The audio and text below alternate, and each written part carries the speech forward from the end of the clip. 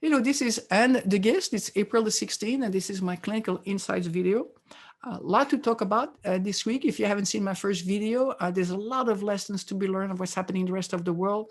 And we have outbreaks in Argentina, India, and South America. Lots of lessons of what to vaccinate, not to vaccinate, the consequences of it. And outbreak in Michigan. The US is doing a pretty good job, but there's some regional hotspots we need to control.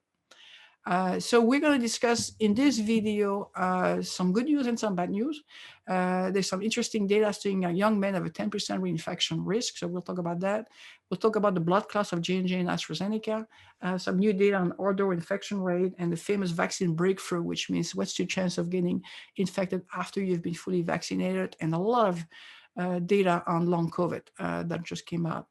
So good news, data just came out of Ireland, where they look at 232,000 cases of COVID and where the transmission happened there. And the probability of you to get infected outdoors is 0.1%. I mean, it's pretty safe. So please go outdoor. Don't hug everybody you see, but use common sense as far as distancing there. But I think we should encourage people to go outdoors. Physical activity is another data that just came out, and it is linked to severe COVID. And this is a data that came out from Kaiser in Southern California, where they look at 48,000 patients. And they look at the relationship with people who are inactive, very low activity there, versus people having a chance of being hospitalized or going to the ICU. You can see it's pretty much doubling the risk if you've been inactive the last 2 years. And here's an interesting data which shows the inactivity rate of the percent of the population. Over 30% in that region there where we have this really nasty outbreak during the winter have a low activity level there. So you kind of wonder if there was a correlation with some of the high infection rate and mortality rate we saw during the winter there and the physical activity rate. Data from the Marines just came out showing that young men, so most of them were between 18 to 20 years old, and they followed 3,000 US Marines, and 10% of them got reinfected. And this just came out yesterday in Lancet. And the reason why they got infected, because they had a lower antibody level. So if you get infected with COVID, people have different level of antibody they get. And when they did the analysis, they showed that the people got reinfected after they had the first infection, they have a lower antibody level. So, and the difference was 5 times of the risk of being reinfected there. But the good news, 84% of those were asymptomatic, as opposed to 68% for first infection there. So yeah, they got reinfected there. They could be contagious, but they basically, you should assume that you could be reinfected there if you're younger. Good news, 0% were hospitalized. So you could be mild asymptomatics, and you unfortunately could carry the disease to somebody else. That's a loved one that's more at risk. So the lessons to be learned here is that immunity from natural infection is not guaranteed. You still need to be cautious. You should take your vaccine at least 90 days after you had your infection. In Europe, they recommend 1 dose. In the US, they still recommend 2 doses 90 days after infection. The bad news is nearly 40% of Marines have declined to get the vaccine. We absolutely need to work on people to realize they are at risk there, because they may not get very sick, but they could basically pass it down and continue the spread of these mutations.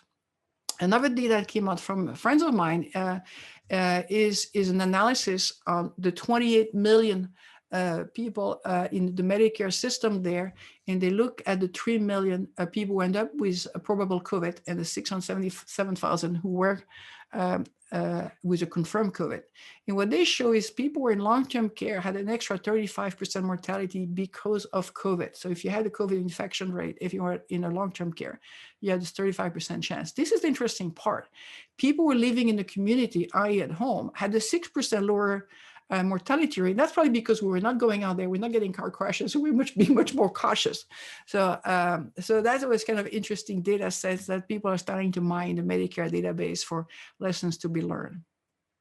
And you can see the incidence in long-term care was much higher, 7.5% versus 4% in the community for the people of the age of 65.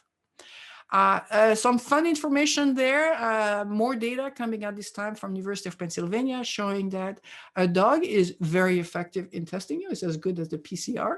They have a 96% accuracy in sniffing for COVID. And they did this on 8 Labradors and 1 Belgian Malinois. They only did 3 weeks of training, so that was pretty fast. Now, to be practical, if you had a prior infection, they still thought you were infected. So you kind of wonder if they're able to measure the antibodies, question mark. Of course, cost of training is not the easiest way to basically scale up, and the testing market is dropping like a rock. So there's not a business there, but I thought you'd be intrigued by that. If your dog is sniffing a lot of you, you may want to get tested. Let's talk about mutation. Just a quick reminder that SARS is an mRNA, which means it's designed to mutate. It has only 29 proteins, so there's only so many mutations it can do there. So when we talk about N501Y, what it means is that one of the amino acids, asparagine, which is the N, is being replaced with tyrosine, which is the Y, at the 510 position. That's what this alphabet soup means, okay? And I guess I mistyped it. It's 510 instead of 501. And the problem with that specific mutation there is that that's the one that increased by 50% the infection rate.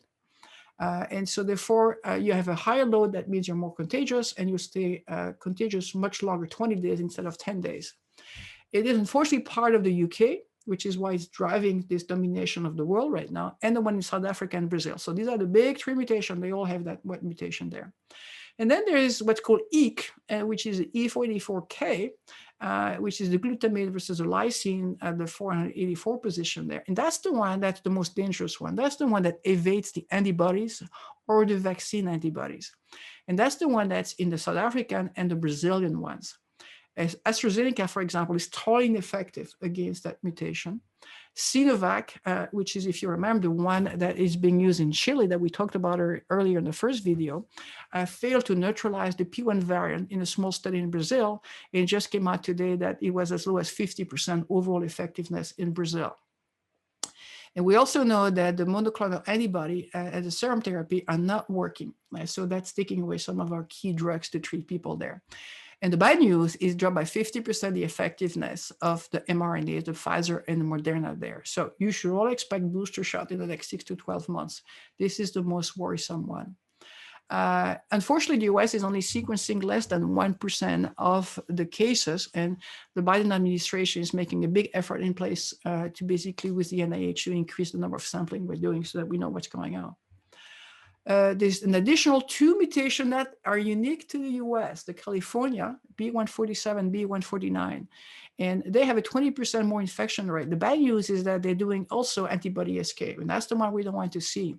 They decrease by 2x the neutralizing antibody. That's still better in South Africa, which is 6x, but that still means you could be at risk of getting infected if you're vaccinated. And again, it basically wipes out the effectiveness of monoclonal antibody or convalescent plasma there. So, and then there's the New York mutation there, which started by this one person there that unfortunately had the autoimmune disorders. And so the virus mutated inside his body and unfortunately escaped. And he's pretty much now spreading out in that northeast. And if you remember in my first video, the whole northeast, had this upsurge there. And let me explain what we saw in New Jersey and the New York area there. It has that infamous EEK mutation, the E484K, which is the one we really don't want to see, and another mutation, the S477N. And so they basically, one is increasing the infection rate, and then the other one, unfortunately, is evading the vaccine. If you look at the US, you can see B117, which is the UK version, has now 20,000 cases reported there. So it is growing to be one of our dominant cases in the US. But we have these 2 other ones we don't like, which is the South African and the Brazilian one, which are basically have been reported in over 30 states. So a new basically dashboard really show the rise of that B117. You can see this on the every 2-week basis, how B117 is kind of taking over. And ironically, I kind of like that it's taking over there because yes, it is increasing infection rate, but at least it's keeping under check the South Africa and the Brazilian. At least that's the hope. But we need to keep an eye on that because you can see how quickly, in a matter of a couple of months, a mutation can take over our populations. So there's a controversial data about is B117 linked to more severe case. We know it's more contagious. 2 studies just came out of the UK showing it's not more severe, contradicting another one that showed in Nature a month ago that it was increasing severity by 30% and mortality there. So the biggest one is the Lancet Public Health, which looked at 36,000 people hospitalized from a COVID symptom study. And it shows indeed a 35% higher transmissibility, i.e. infection, but they didn't see that there was a higher severity as a result of, and another analysis there showed kind of a similar thing that, increased infection rate, but they didn't see a very high mortality rate. Still pretty high infection rate there as far as people end up in the hospital there. So to be seen, more data will come out, but at least it doesn't look like it's as drastic as what we see with Brazil and South Africa. More infectious for sure, maybe not more fatal. This is a graphic I've shown before, but I want to bring it back. It's the best data we have so far from the New England Journal of Medicine, showing how these different mutations are having impact on each of the vaccine. So if you look at Sinovac, the data hasn't been updated yet, but it clearly shows that it's decreasing the efficacy by 51%. You can see that. And so there's a lot of problem with the Chinese data there that's very contradicting itself. There was another one from Turkey, but they're just revising that. So that's an issue there with the Chinese vaccine. Sputnik, they're claiming 92%, but again, this is Russian data there. So we are not 100% sure how accurate that is. We know AstraZeneca is impacted there and is not effective with the South African variant. You can see it pretty much wipes it out. They completely escape. So these are the worry we have is these two mutations there, South Africa and Brazil are the one that are having the biggest impact there. There's some impact on the B117, so we'll keep an eye on that. So if you look at what the vaccines are, Oxford AstraZeneca had the one with the biggest contracts across the world, except the US. It's not being approved in the US. Pfizer and Moderna are the most used in Europe and the US and Canada. And you can see that China is trying to spread their vaccine in South America and of course in the Asian countries there. And then Russia in Central Europe and part of South America. So I point this out because what we don't want is people vaccinating the population there and finding out it's not effective against that mutation. So interesting study from McKinsey that showed that it's more complicated than that. So if you look at, let's say, Israel, and they look at all the different risk factors you have to put into together to get how do we get to herd immunity.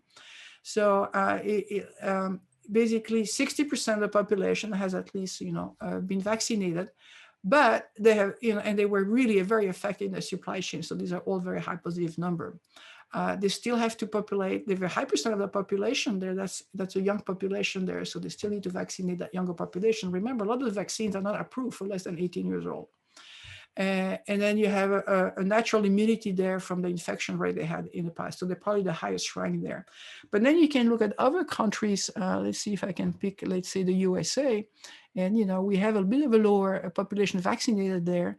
And we have some variants that are present there. So to get to herd immunity, it's more than just giving the vaccine. It's that what's the percent of the population there? We absolutely need a vaccination to be effective for people less than 20 years old. It is expecting that the 12 to 18 years old are going to have the vaccine available from Pfizer and Moderna in the coming months. But the ones for less than 12 years old may not come until later this fall or probably early 2022.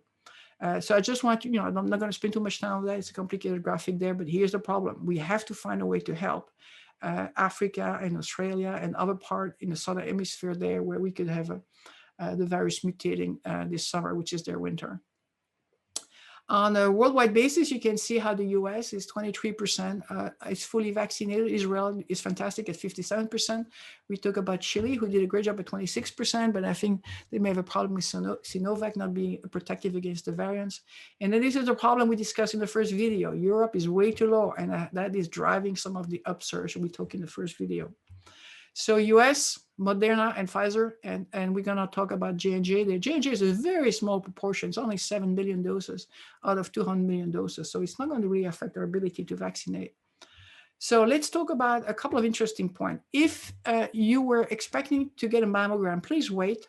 And wait at least 1 month after the vaccine, because what's happening is that this has been reported by the Society of Breast Imaging, is that the lymph nodes are swelling after you take the vaccine, which is a normal response of the immune system. So if you get a mammogram, they may falsely believe that you may have a risk of cancer and you may end up with unnecessary biopsy and all of that.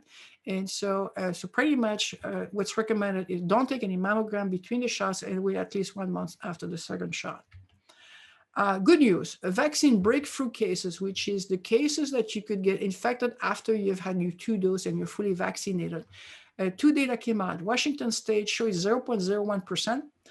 They look at the whole population there, 1.2 million people were vaccinated, and they got 102 cases that were confirmed by PCR. 8 of them got hospitalized, so they got severe, but still a very low probability. And another data just came back from the CDC, and they look at 5,800 cases out of 66 million people vaccinated. So although it looks like it's a big number, if you do the statistic, it's still a very low probability there. Interestingly enough, 40% were people who are over the age of 60, which makes sense because our immune system is not as strong as a younger person there, so you probably build less antibodies.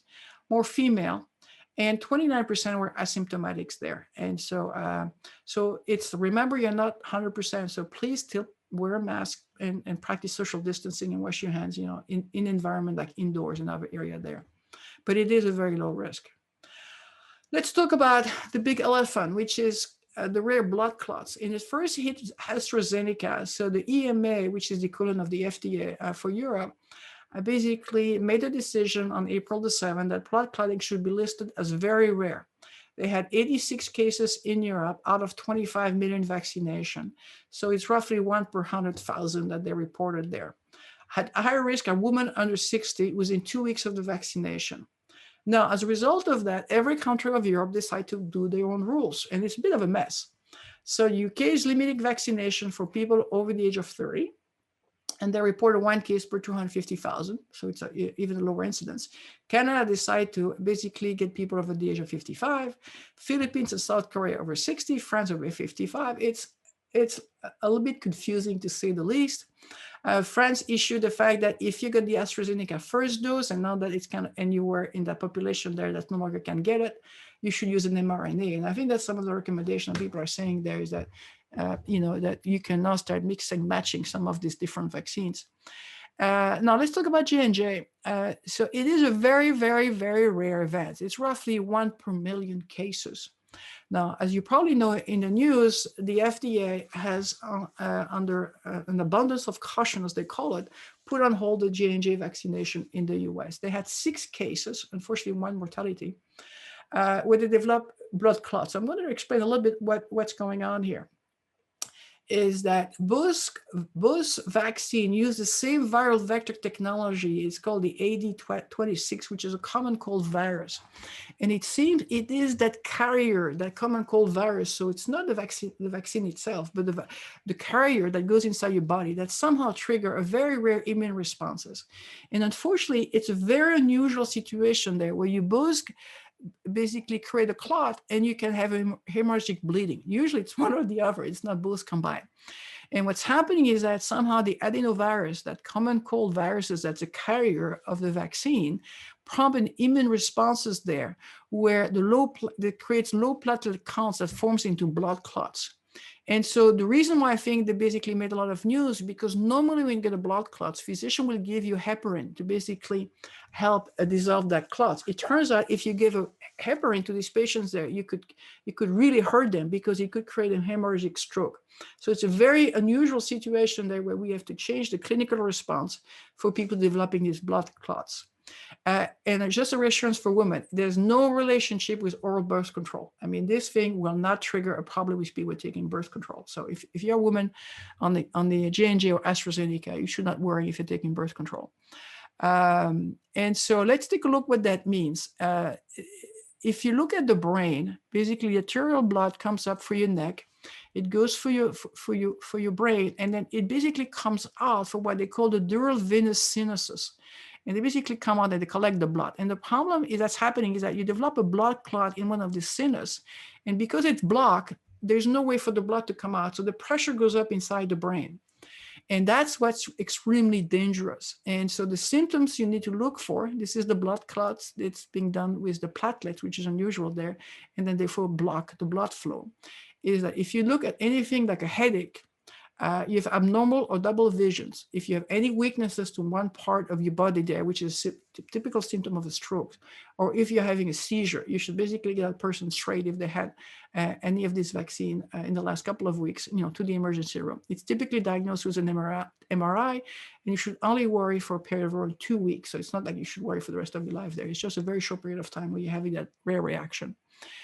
To give you an idea of the odds, this is called cerebral venous sinus thrombosis.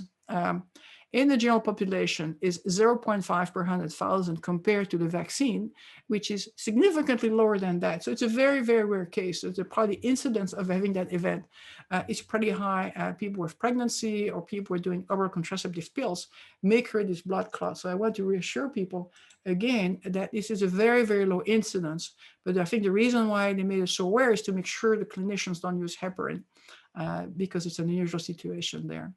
Unfortunately, as a result of this J&J and AstraZeneca in the news, there's a big concern, and that's why the administration putting the J&J vaccine on hold was so controversial, that we may aggravate the vaccine hesitancy.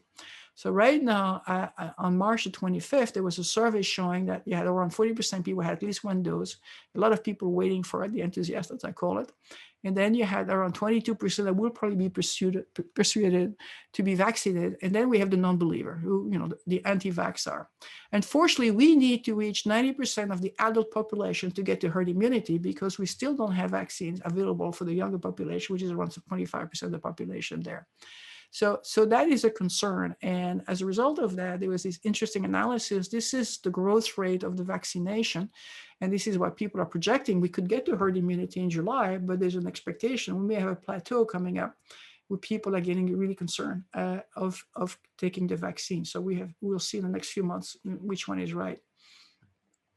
And the problem with this variants is that in the original Wuhan variants there, or the one from Germany, we thought we could basically control the spread because of the infection rate at 60 to 70% of the population there. Now, because these new variants are more transmissible, if you do the math, you need to get to 80 to 90% of the populations there. And that is a problem there, because I don't think we can get there. And that's a lot of epidemiologists expecting that we're going to get this virus to continuously to mutate and come back on a regular basis there, which means you should expect an annual shot with an evolution of the mutation. The good news is people are now much more willing to be vaccinated. And so hopefully we can increase this number to a higher and higher number there and get to the herd immunity. So what can you do after you've been vaccinated? And please see my prior videos on what to do, to get ready for vaccination a couple of weeks ago. Pretty much the CDC came out is that if you want to basically visit with other people who've been vaccinated, go for it. If you want to meet one person that is not vaccinated, that's a very low risk. You can basically travel domestically without quarantining. Of course, there's a whole issue that I'll talk next week, 2 weeks from now, about the vaccine passport, very controversial. You should still be aware of people if they're indoors without a mask. So, you should still wear a mask anytime you're in public. They still be recommended by Fauci and the CDC that, you may want to delay traveling if you can and avoid crowds. Ventilation, be aware of the ventilation around you. So still, don't go celebrate. I think it's pretty much kind of the advice of the CDC. So a study on the excess mortality in Medicare really showed that we did take a hit, and the older population there had a 35% higher mortality rate. Let's talk about long COVID. I've been talking about this at all the clinical, but for people who are new, we've been focusing on the 540,000 people, unfortunately, who have died from COVID. And then the people who are in the hospitals there, the 4.5 million developing new therapy. We're going to discover is that this was the tip of the iceberg. The big problem we're going to discover is what's called a long COVID, which is probably between 25 to 75 million people there have been exposed to COVID. And unfortunately, what they discover is that they have long-term problem. And it's been reported that between 10 to 30% of all infected people basically have had damage to the organ that basically continue to deteriorate and create new major chronic conditions there. And that's regardless of age and regardless of severity. In fact, the majority of these patients were asymptomatic or mild. They were not people who were discharged from the hospital there. And It's a medical challenge because they have reported between 100 to 200 symptoms. So please go back to my prior videos where I go into more detail the type of symptoms. But unfortunately, it's pretty much all the major organ, the heart, the lungs, the brain, the kidney, the pancreas, just name it, it's affected. It's unfortunately requiring multi-specialists and multiple of imaging and diagnosis, and the US system is not equipped to handle that. So as a result of that, most of these patients are extremely frustrated because they cannot get help from the primary care providers. And so they're organizing themselves in support groups that are as big as 150,000 people. So what are the mechanisms? This is a picture of COVID in blue that's attacking a cell, using some special imaging. And so it could be due to people who are in the hospitals or on the ventilator. Okay, that was the first expectation. We now have discovered that if you remember, a lot of people develop blood clots, which could create, a problem like in thrombosis, strokes, pulmonary embolism, and all of that, and damage to the capillaries, which is the famous COVID toes, where people change colors. It could be due to a new theory. This is called a viral reservoir. If you look at Ebola and some of these other viruses, they stay in the body for a longer period of time than we thought. And they found places in the body like the salivary gland there that basically escape the immune system. And they continuously inject a part of the virus or remnants of the virus that create that cytokine storm and that inflammation response. There's a perception that this high inflammation response can trigger autoimmune disorders. And it's being seen with people who have joint and body ache and what's called POTS, which is these people have their heart rates racing at a very high level there. We also, most of them have what's called dysautonomia. That means your autonomic nervous system, which is what basically take care of you without you thinking about it, which is your heart rate, your blood pressure and all of that, suddenly is out of whack and has to be reset. And a lot of these people still have sense of smell and taste. It takes a long time to fix the neurons and the nerves. So new data came out. This is BMG. This came from England. There, very large population of around 48,000 people were hospitalized. And what was interesting, they matched them against a control group of people who had influenza. And what they show is that 29% had to be readmitted. 12% died after discharge, so there's still a delayed mortality there, and 29% has respiratory diseases, and it triggers diabetes and major adverse cardiovascular events. So this is very big data sets, and one of the things you're going to see is that the UK has these amazing longitudinal data sets that the US unfortunately is missing. So a lot of the information we're getting coming from the UK. And another issue from Sweden in this case is from JAMA, and they did a study there with 8 months follow-up, and they show 23 long-term symptoms these patients still had afterwards. And this is a graphic I found from one of the long COVID support groups, that people look normal there, but in reality, the body is just hurting from the inside. There's a lot of pain and suffering, these patients. And I just give you some of the list of the symptoms that these people are reporting there. The study showed that 26% had moderate severe symptoms over 2 months and 11% still had problems after 8 months. Another data came out of BMG on 201 patients there, where they went into deep analysis there. 70% had multiple organ damage. So this is not in people's brain. This is not anxiety. When they do diagnostic and imaging or pathology after, unfortunately, somebody passed away, they see massive damage. And if you haven't seen my prior videos, please take a look at that, because I show images of the hearts and the lungs that are absolutely stunning. This is a company called CoverScan in the UK, and they do CT, and you can see some of the multiple organ damage that they see on long COVID there. And again, lots of issue there in multiple organs in the body there. We're creating a new class of chronic patients. And you may have seen the paper that came out 2 weeks ago or a week ago in Lancet. It made the news on CNN about 34% of survivors have what's called brain disease. That's what they had in the news. This was a very large data set. Again, 236,000 patients that were matched against 100,000. So these are very, very strong data sets. And what they show, is this really high percent of post-hospitalization ischemic strokes.